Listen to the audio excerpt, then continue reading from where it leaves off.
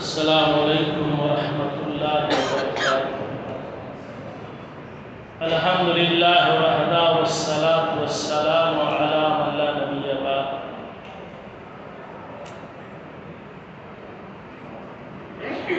آج کی تراویح میں دو سورتوں کی تلاوت ہوئی ہے۔ پہلی سورت سورہ ہود ہے اور پھر آخر کی رکعتوں میں سورہ یوسف کی تلاوت ہوئی۔ سورہ یوسف کی خصوصیات میں سے ہے کہ وہ سورت اخبارگی نازل ہوئی ہے اور انبیاء و رسول میں حضرت یوسف علیہ السلام تنہا وہ نبی رسول ہیں جن کے واقعے کو، جن کے حالات کو اللہ تعالیٰ نے صرف ایک ہی صورت میں بیان کیا۔ بہرحال ان پر کل انشاءاللہ تفصیلی گفتگو ہوگی۔ براہمے بارے کے آغاز میں اللہ رب العالمین نے ایک اہم بات بیان کی ہے جس پر ہمارا اور آپ کا ایمان و عقیدہ ہونا چاہیے۔ اللہ رب العالمین نے بیان فرمایا ہے کہ وَمَا مِن دَابَّةٍ فِي الْأَرْضِ إِلَّا عَلَى اللَّهِ رِزْقُهَا۔ دابہ معنی ہوتا ہے زمین پر رینگنے والے، چلنے والے تمام طرح کے کیڑے مکوڑے مخلوقات۔ بعد میں اہل لغت نے ان کو جانوروں کے معنی میں لے لیا۔ تو زمین میں جو بھی چلنے پھرنے والی مخلوقات ہیں سب کی روزی اللہ کے ذمہ ہے۔ اللہ تعالیٰ نے ان کی تخلیق کی، ان کو پیدا کیا، ان کی روزی کی ذمہ داری بھی لی۔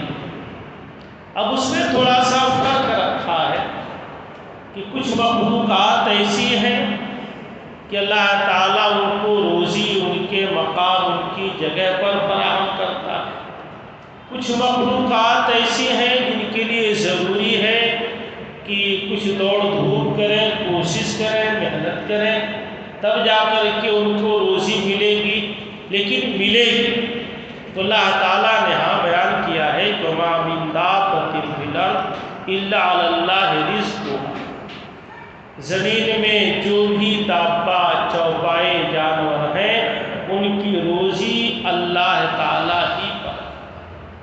ایک اور چیز اللہ تعالیٰ نے بیان کیا ہے کہ ہر بندہ، ہر مخلوق، اس کا دنیا میں ٹھکانہ کہاں ہے اور پھر کہاں وہ مرے گا، مستقر و مستودع، کہاں اس کی پیدائش ہوگی، کہاں وہ رہے گا، کہاں اس کی موت ہوگی، یہ اللہ تعالیٰ ہی جانتا ہے۔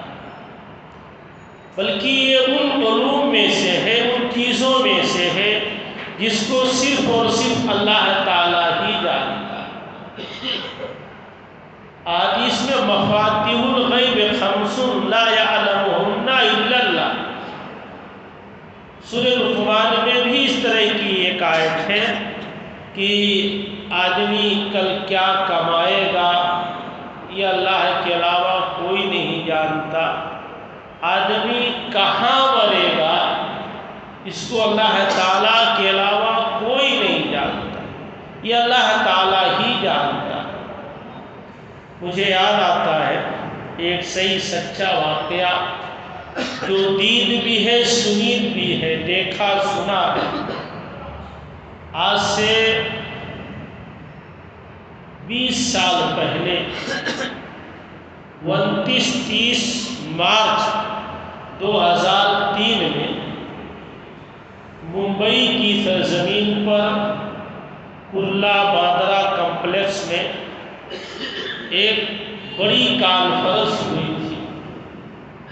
ہندوستان کے چیدہ چیدہ جید علماء تشریف لائے تھے۔ انہی میں جامعہ سلفیہ مرکزی دارالعلوم بنارس کے پرنسپل سیف الجامعہ ڈاکٹر رضا اللہ مبارک پوری بھی تشریف لائے تھے، جنہوں نے مدینہ یونیورسٹی سے عقیدہ میں PhD کیا تھا، اور ہندوستانی علماء میں ان کو یہ شرف حاصل تھا کہ تقریباً 2 سال مراکش میں جا کر کے انہوں نے وقت کے سب سے بڑے عالم دکتور تقی الدین ہلالی سے علم حاصل کیا۔ تو جب وہ پروگرام میں تشریف لائے، پہلی رات کا پروگرام ختم ہوا، دوسرے دن کا پروگرام تھا، اور دوسرے دن ان کی تقریر عصر بعد تھی، لیکن کسی وجہ سے ان کی تقریر ظہر سے پہلے کر دی گئی۔ تقریر کا عنوان تھا قضا و قدر۔ قضا و قدر یعنی تقدیر پر ایمان، اللہ کے فیصلے پر ایمان۔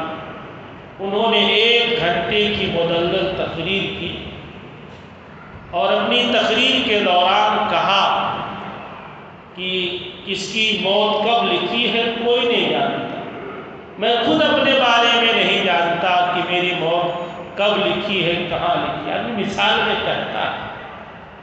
تقریر ختم ہوئی، ہم نے خود اپنی آنکھوں سے دیکھا، میں خود اس کا انداز دیکھا، وہ میرے استاد تھے کہ بیٹھے، پانی پیا، 5 ہی منٹ میں اٹھ کر کے اسٹیج سے جانے لگے، اور 10 ہی منٹ میں خبر آئی کہ ڈاکٹر رضا اللہ مبارک پوری کا انتقال ہوا۔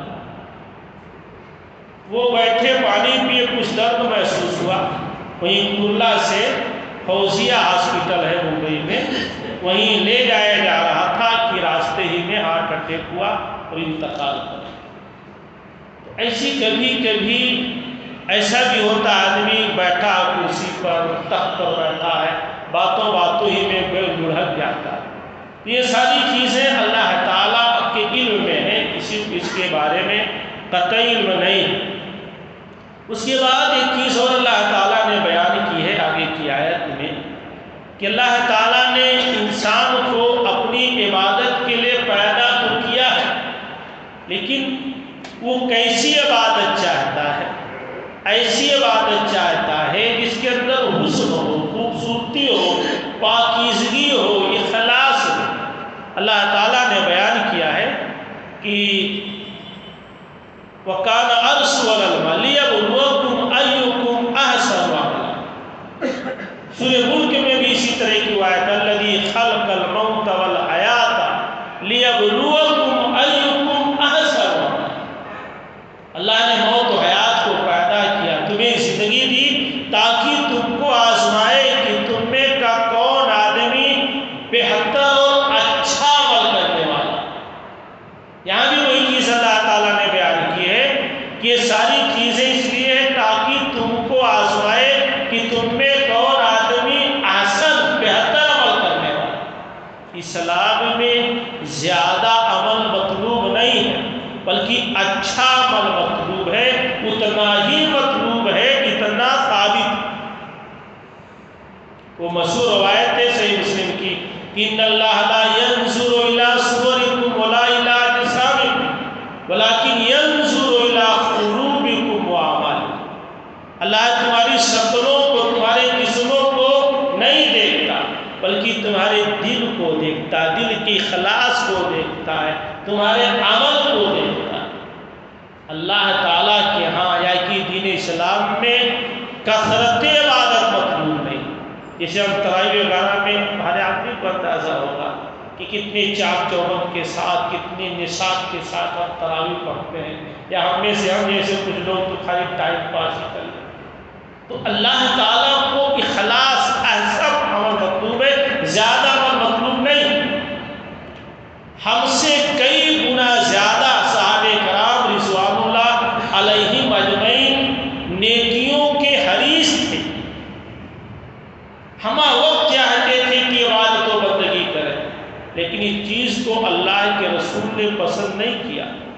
آپ کو وہ حدیث یاد ہوگی جسے امام بخاری نے کتاب النکاح ترغیب فی النکاح میں بیان کیا ہے حدیث کے راوی حضرت انس رضی اللہ تعالیٰ عنہ بیان کرتے ہیں جا ثلاثۃ رہط الی بیوت ازواج النبی، ایک مرتبہ 3 صحابہ کی ایک جماعت اللہ کے نبی کی بعض بیویوں کے ہاں، بعض روایتوں میں عائشہ رضی اللہ تعالیٰ عنہ کے ہاں گئی، کس لیے؟ یسألون عبادت النبی، تاکہ وہ پوچھے نبی کی عبادت کے بارے میں کہ نبی رات میں کیسی اور کتنی عبادت کرتے ہیں۔ جیسے ہم میں سے بہت سارے لوگ پوچھتے ہیں مجھے صاحب تراویح کے بعد تہجد پڑھ سکتے ہیں؟ عجیب تماشا، تہجد، تراویح، قیام اللیل، ساعۃ اللیل سب ایک ہی ہے۔ وہ حضرت عائشہ کی روایت صحیح بخاری کی کہ اللہ کے نبی چاہے رمضان ہو یا غیر رمضان 11 رکعت سے زیادہ نہیں پڑھتے تھے، تو ہم اور آپ نبی سے زیادہ پڑھ کر کے کیا نبی سے زیادہ جو ثواب کے مستحق ہو سکتے ہیں؟ سلف میں سے بعض لوگوں نے اس کو نبی پر جرات قرار دیا۔ بات آئی سے مثال میں دوں آپ کو، حضرت علی رضی اللہ تعالیٰ عنہ کے دور خلافت میں آپ جانتے ہیں عیدین میں، عید اور بقرعید میں صرف 2 ہی رکعت ہے، نہ پہلے نہ بعد میں کوئی سنت نفل نہیں ہے، الا کہ اگر آپ مسجد میں عید بقرعید کسی مجبوری میں پڑھتے ہو اور کوئی آدمی آ کر کے تحیۃ المسجد پڑھے تو وہ درست ہو سکتا، لیکن عید بقرعید میں پہلے بعد میں کوئی نماز نہیں۔ تو عید کے موقع پر ایک آدمی 2 رکعت نماز پڑھنے لگا، تو حضرت علی رضی اللہ تعالیٰ عنہ نے ٹوکا، منع کیا، کہا کہ تم نماز پڑھتے ہو، نماز ثابت نہیں۔ کہا اس میں کون سی بات ہے، نماز ہی تو ہے، نماز پڑھنا۔ تو انہوں نے کہا کیا تم یہ سمجھتے ہو کہ تمہیں نبی سے زیادہ ثواب مل جائے گا؟ یہ سنت نہیں ہے بلکہ نبی کی مخالفت ہے، اور ہمیں ڈر ہے کہ کہیں ایسا نہ ہو تم کسی فتنے میں مبتلا کر دیے جاؤ۔ اور پھر انہوں نے سورہ نور کی وہ 63 نمبر کی آیت تلاوت کی تھی، فَلْيَحْذَرِ الَّذِينَ يُخَالِفُونَ عَنْ أَمْرِهِ أَن تُصِيبَهُمْ فِتْنَةٌ أَوْ يُصِيبَهُمْ عَذَابٌ أَلِيمٌ۔ تو 3 لوگ آئے نبی کے پاس آپ کی عبادت کے بارے میں پوچھنے، تو ان کو بتا دیا گیا کہ رات میں نبی سوتے بھی ہیں، اٹھ کر کے نماز بھی پڑھتے ہیں۔ قَالُوا تَقَالُوهَا، ان تینوں نے نبی کی عبادت کو کمتر سمجھا، معمولی سمجھا۔ تینوں نے آپس میں عہد کیا، ان میں سے ایک نے کہا انا اصلی ولا ارقد، اب میں راتوں رات نماز پڑھوں گا، سوؤں گا نہیں۔ دوسرے نے کہا انا اصوم ولا افطر، اب میں ہمیشہ نفلی روزہ رکھوں گا، توڑوں گا نہیں، افطار نہیں کروں گا۔ تیسرے صحابی نے کہا کہ انا اعتزل النساء فلا اتزوج، میں عورتوں سے دور رہوں گا، شادی ہی نہیں کروں گا، بیوی بچوں کا جھمیلا ہی نہیں پالوں گا، صرف عبادت بندگی ہی کروں گا۔ یہ تینوں چلے گئے، اللہ کے نبی آئے، آپ کو خبر دی گئی، بعض روایتوں میں آپ خود چل کر گئے، بعض میں آپ نے تینوں کو بلایا اور کہا انتم الذین قلتم کذا وکذا، تم ہی تینوں ہو جنہوں نے ابھی ایسی ایسی بات کہی ہے؟ تو ان لوگوں نے کہا ہاں۔ آپ نے کہا بہت بڑی بات کہی، کہا کہ انا اتقاکم للہ واشقاکم لہ، میں تم میں سب سے زیادہ اللہ کا تقوی اپنے دل میں رکھنے والا، تم میں سب سے زیادہ اللہ سے ڈرنے والا ہوں، لیکن میری سنت، میرا معاملہ کیا ہے، میں رات میں اٹھ کر کے نماز بھی پڑھتا ہوں، سوتا بھی ہوں، میں نفلی روزے بھی رکھتا ہوں، توڑ بھی دیتا ہوں، اور دیکھو میں نے عورتوں سے شادی بھی کی ہے، 9 9 11 11 عورتیں، یہ میری سنت۔ فمن رغب عن سنتی فلیس منی، جو میری سنت سے اعراض کرے گا، میرے خلاف چلے گا، وہ ہم میں سے نہیں ہے۔ آپ نے بارہا تصریح سنی ہوگی، لیسا منا کا معنی لیسا بشریعتنا، لیسا بطریقتنا، وہ ہماری شریعت کا پیروکار نہیں ہے، وہ ہمارے طریقے پر چلنے والا نہیں ہے۔ میری سنت تو یہ ہے کہ سوئے بھی، جاگے بھی، روزہ بھی رکھے، نفلی توڑے بھی، اور بیوی بچوں کے حق اسلام میں اصل اتباع ہے، اصل پیروی ہے، اعمال کے اندر صالحیت ہے، حسن ہے، اعمال میں کثرت نہیں ہے۔ تو یہاں اللہ تعالیٰ نے اس بات کی وضاحت کی کہ اللہ نے ہماری اور آپ کی تخلیق کی ہے تاکہ ہم عبادت کریں اچھے ڈھنگ سے، احسن طریقے سے، اخلاص کے ساتھ۔ اس کے بعد ایک اور حقیقت اللہ تعالیٰ نے بیان کی ہے کہ جو آدمی صرف دنیا چاہتا ہے، اپنے عمل سے، اپنے کام سے، اپنی کوشش سے جو صرف دنیا چاہتا ہے، ہم اس کو دنیا دے دیتے، اس میں کمی نہیں کرتے، لیکن آخرت میں اس کے لیے کوئی حصہ نہیں ہوتا۔ اللہ نے من کان یرید الحیات الدنیا وزینتہا، جو آدمی دنیاوی زندگی اور دنیا کی زیب و زینت، رنگینی اور خوبصورتی چاہتا ہے، نوفی الیہم اعمالہم فیہا، ہم ان کے اعمال کا بدلہ اس کو پورا دنیا میں دے دیتے ہیں، اس میں کمی نہیں کی جاتی۔ لیکن اولئک الذین لیس لہم فی الآخرۃ الا النار، ان کے لیے آخرت میں کچھ نہیں ہوتا ہے سوائے جہنم۔ سورہ بقرہ کی وہ مشہور ہے، فَمِنَ النَّاسِ مَن یَقُولُ رَبَّنَا آتِنَا فِی الدُّنْیَا، جو لوگ صرف دنیا چاہتے ہیں ہم ان کو دنیا دے دیتے ہیں، لیکن آخرت میں ان کے لیے کوئی حصہ نہیں ہوتا ہے۔ وَمِنَ النَّاسِ مَن یَقُولُ رَبَّنَا آتِنَا فِی الدُّنْیَا حَسَنَةً وَفِی الْآخِرَةِ حَسَنَةً وَقِنَا عَذَابَ النَّارِ، لیکن جن کی دعا یہ ہوتی ہے کہ اللہ دنیا کی بھی اچھائی ہم کو دے، آخرت کی بھی اچھائی دے، جہنم کے عذاب سے بچا، تو ہم اس کو دونوں دیتے ہیں، ہم اس کو دونوں دیتے ہیں۔ دنیا تو لکھی جا چکی ہے، روزی لکھی جا چکی ہے، وہ تو اللہ دے گا ہی دے گا، پلس آخرت بھی دے گا، لیکن جو لوگ صرف دنیا چاہتے ہیں ان کو آخرت نہیں ملتی ہے، انہیں صرف دنیا ہی ملتی ہے۔ اسی لیے قرآن حدیث میں بڑی ترغیب دی گئی ہے، تاکید کی گئی ہے کہ ہماری ہر کوشش کا ثمرہ، نتیجہ، مطلوب، منتہا آخرت ہونی چاہیے۔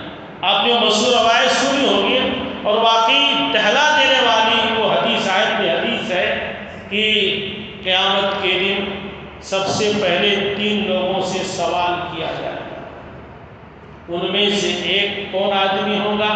شہید، استشہدہ، جسے شہید کر دیا گیا ہوگا۔ اسلام میں شہادت کا درجہ سب سے زیادہ، تو شہید آدمی کو لایا جائے گا اللہ تعالیٰ کے سامنے، عرفہ نعمہ، اللہ اپنی نعمتیں پہچانوائے گا، بتائے گا۔ وہ شہید آدمی نعمتوں کو پہچان لے گا، اللہ پوچھے گا کہ تم نے لڑائی، یہ جہاد، یہ قتال کس لیے کیا؟ تو کہے گا الہ العالمین اس لیے کیا تاکہ تیرا کلمہ بلند ہو، تیرے دین کی سربلندی ہو، کیونکہ اللہ علیم بذاتی صدور ہے، لطیف الخبیر ہے۔ وہ جو حدیث میں نا انما الاعمال بالنیات، یہ عمل کا دار و مدار نیتوں پر ہے، اس نیت کا تعلق آخرت سے ہے، دنیا سے نہیں۔ کبھی کبھی دیکھیے دنیا کے مقصد میں ہم ناکام ہو جاتے ہیں تو کچھ لوگ کہتے ہیں بھائی جیسی نیت ویسی برکت، ممکن ہے، ہو سکتا ہے، لیکن نیت کا تعلق آخرت سے ہے، کیونکہ ایسی بہت ساری روایتیں آپ جانتے ہیں کہ دنیا میں بہت سے ایسے نبی آئے کہ ایک بھی آدمی ان کا امتی نہیں بن سکا۔ کچھ نبی ایسے آئے جن کے پاس ایک ہی 2 امتی تھے، تو کیا نعوذ باللہ ان کی نیت صحیح نہیں تھی؟ ان کی نیت میں کھوٹ تھا؟ نہیں، کیونکہ اس کا تعلق آخرت سے۔ ہاں کبھی کبھی اللہ خیر و برکت دے دیتا ہے، آدمی مخلص ہے پھر بھی ناکام ہو جاتا ہے۔ ایک آدمی ریاکار ہے، مکار ہے، صرف دنیا چاہتا ہے، دھوکہ دیتا، فریب دیتا ہے، کامیاب۔ آپ جانتے ہیں سچے آدمی کے لیے قدم قدم پر دشواری ہوتی، اس کو صفائی دینی پڑتی، لیکن جو منافق آدمی ہے ہر جگہ خوش ہے، ہر جگہ خوش ہے، اس کو صفائی نہیں دینی پڑتی۔ تو نیت کا تعلق آخرت سے ہے۔ وہ شہید آدمی جب لایا جائے گا تو اللہ تعالیٰ اس سے کہے گا تم نے یہ سب کیوں کیا؟ وہ کہے گا کہ ہم نے اس لیے کیا، اس لیے کیا۔ اللہ کہے گا تم نے جھوٹ کہا، تم نے اس لیے جہاد کیا تاکہ کہا جائے غازی، مجاہد، شہید، فقط قیل، دنیا میں کہا گیا، تمہیں اعزاز مل گیا، تمہاری تعریف ہو گئی۔ اب دیکھیں وہاں نیت کے اعتبار سے معاملہ ہوگا۔ حدیث میں ہے کہ فَصُحِبَ عَلَىٰ وَجْهِهِ، فَصُحِبَ اسلوب دیکھیے، فَصُحِبَ عَلَىٰ وَجْهِهِ، اس کو چہرے کے وقت گھسیٹا جائے گا، فَأُلْقِيَ فِي النَّارِ، اور جہنم میں پھینک دیا جائے گا۔ ایک ہوتا ہے نا داخل کر دیا جائے، جہنم میں داخل کر دیا جائے، داخل کرنے میں کچھ احترام ہے۔ اُلقیہ جانتے ہیں جیسے گھر میں کوئی جانور مر جائے، کوئی راستے میں بلی کوئی جانا آدمی ناک بند کر کے ایسے پھینکتا ہے، تو یہی اُلقیہ فی النار کا اسلوب ہے کہ اس کو گھسیٹ کر کے جہنم میں پھینک دیا جائے گا۔ یہی معاملہ ایک مالدار آدمی کا ہوگا جس کی نیت ٹھیک نہیں ہوگی، اس کے ساتھ بھی قیامت کے دن ایسے کیا جائے گا۔ یہی معاملہ ایک عالم حافظ قاری کا بھی ہوگا، اگر اس کی نیت ٹھیک نہیں ہو اس کے ساتھ بھی یہ سب کچھ کر دیا جائے گا۔ تو یہاں یہ ہے کہ اگر ہم دنیا چاہتے ہیں تو دنیا مل جائے گا، لیکن آخرت میں حصہ نہیں ملے گا۔ اور جو دنیا آخرت دونوں چاہتا ہے تو اللہ تعالیٰ دنیا بھی دیتا ہے اور آخرت بھی اس کو دیتا ہے۔ اس لیے ترغیب دی گئی ہے کہ دنیا مزرعۃ الآخرہ، دنیا یہ آخرت کی کھیتی ہے، دنیا میں رہ کر کے آخرت کی تیاری کی جائے۔ اس کے بعد تفصیل سے اللہ تعالیٰ نے حضرت نوح علیہ السلام کے واقعے کو بیان کیا ہے کہ کس طرح سے اس اولو العزم پیغمبر نے 950 برس، معمولی ہے آپ کسی سے ایک بار دو بار کسی سلسلے میں کہہ دیتے ہیں، اس کے بعد مایوس ہو جاتے ہیں کہ ہم نے کہا تھا لیکن مانا نہیں، ہم نے مشورہ کیا تھا لیکن قبول نہیں کیا۔ سال بھر سے میں سمجھا رہا ہوں، یہ آدمی سمجھ نہیں رہا۔ 950 سال اندازہ لگاؤ، 950 سال اس اولو العزم پیغمبر نے دعوت کا کام کیا، تبلیغ کا کام کیا۔ حدیث میں آتا اشد البلاء الانبیاء، آزمائشوں سے دوچار ہوئے سب سے زیادہ انبیاء۔ مذاق کیا گیا، ٹھٹھے اڑائے گئے۔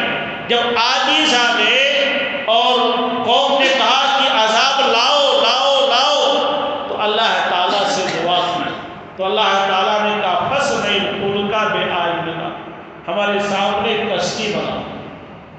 کشتی بنائی جانے لگی۔ جب کشتی بنا رہے تھے تو اب دیکھو کیسے دماغی ٹارچر، ابھی تک تو نبی رسول کہتا تھا اپنے آپ کو، اب دیکھیے نجار بڑھئی ہو گیا، کارپینٹر۔ نبی کو مذاق، اچھا یہ ریت میں کشتی چلے گی، کیونکہ دور دور تک کوئی دریا سمندر نہیں تھا۔ ہم کو آپ کو کسی بات پر ایک بار تانا دے دیا جائے، ابھی دیکھیے کچھ لوگ گفتگو کرنا چھوڑ دیں گے، کچھ لوگ مسجد ہی چھوڑ دیں گے۔ دیکھیے کتنا ٹارچر ذہنی طور پر، ریت میں بالوں میں کشتی چلائیں گے، لیکن اللہ کے پیغمبر تھے، اللہ کے حکم سے صبر کرتے رہے، کشتی بن کے تیار ہو گئی۔ تو اللہ کے حکم سے جو اہل ایمان تھے، مومن تھے، ان کو اس نے بڑی روایت ہے اس سلسلے میں، کتنی بڑی کشتی تھی، کتنی سائز کی تھی، اس کی تفصیل کی ضرورت نہیں ہے۔ تو کشتی میں اہل ایمان کو سوار کر لیا، کچھ اور اس زمانے میں جو دیگر مخلوقات تھی ان کے ایک ایک جوڑے کشتی میں سوار کر لیا۔ اس کے بعد پھر اللہ کا عذاب آنا شروع ہوا، اوپر سے نیچے سے پانی ہی پانی، پانی ہی پانی۔ اور جب کشتی اٹھنے لگی تو اسی وقت حضرت نوح علیہ السلام کا بیٹا جو نافرمانوں میں سے تھا، جس نے ایمان قبول نہیں کیا تھا، حضرت نوح کی نگاہ پڑی اور شفقت پدری میں انہوں نے کہا کہ اے بیٹے آ کر کے سوار ہو جاؤ۔ اس نے کہا نہیں، کہا آج بچ نہیں سکتے، کہا نہیں پہاڑ پر چلا جاؤں گا، کہا آج نہیں بچا سکتا۔ بات چیت ہو ہی رہی تھی کہ ایک لہر، ایک موج آیا اور اسی میں ان کا بیٹا بہہ گیا۔ باپ تھے، تڑپ کر کے رہ گئے۔ اللہ سے دعا کی کہ العالمین تیرا وعدہ تھا کہ میں تیرے اہل کو، تیرے گھر والوں کو بچا لوں گا، میرا بیٹا میرے اہل میں سے میری آنکھوں اور نگاہوں کے سامنے ڈوب گیا۔ تو اللہ تعالیٰ نے سرزنش کی، ٹوکا، کہا اے نوح یہ تمہارے اہل میں سے نہیں، تمہارے اہل میں اہل ایمان ہے، یہ تمہارے اہل میں سے نہیں ہے، ان کا عمل غیر صالح ہے، اس لیے اس کو ڈوبنے دو۔ اسی لیے حدیث میں آتا ہے، اللہ کے نبی فرماتے ہیں کہ من بطأ عملہ لم یسرع بہ نسبہ، جس آدمی کو اس کا عمل پیچھے کر دے، اس کا حسب و نسب، اس کا خاندان اس کو آگے نہیں کر سکتا۔ کہاں روم سے آنے والے سہیب رومی، حبشہ کے رہنے والے بلال حبشی، خباب بن ارت پہلے اسلام لائے اور نبی کی پہلی صفوں میں بیٹھتے تھے، لیکن آپ کے خاندان کے لوگ ابو لہب، ابو جہل جیسے لوگ اسلام نہیں لائے، سب کے سب دور ہو گئے۔ ابو سفیان بہت بڑے بڑے لوگ بعد میں اسلام لائے، وہ پیچھے بیٹھتے تھے۔ تو جس کا عمل آدمی کو پیچھے کر دے، شریعت میں حسب و نسب خاندان اس کو آگے نہیں کر سکتا۔ نبی کا بیٹا کنعان اگر ایمان نہیں لایا تو نبی کی نسبت اس کے کام نہیں آئی۔ اسی لیے ہمارے نبی اپنی لختی جگر فاطمہ سے بھی کہتے تھے سلیمی من مالی معصیتی، اے میری بیٹی دنیا میں مجھ سے جو مانگنا ہو مانگ لو، ممکن ہے میں تمہیں کچھ دے دوں۔ حالانکہ آپ جانتے ہیں کہ ایک مرتبہ ایک غلام مانگنے گئی تھی، چکی کا آٹا پیستے پیستے ہاتھ میں چھالے پڑ گئے تھے، علی کو جرات نہیں ہوئی، فاطمہ گئی تو نبی نے کیا کہا تھا کہ فاطمہ بہت سے مسلمان تم سے زیادہ مجبور ہیں، پہلے میں ان کو دوں گا، وہاں دیا بھی نہیں، کہہ رہے مجھ سے مانگنا ہو تو مانگ لو، ہو سکتا ہے میں تمہیں کچھ دنیا میں دے دوں لیکن میں تمہیں اللہ کے عذاب سے نہیں بچا سکتا۔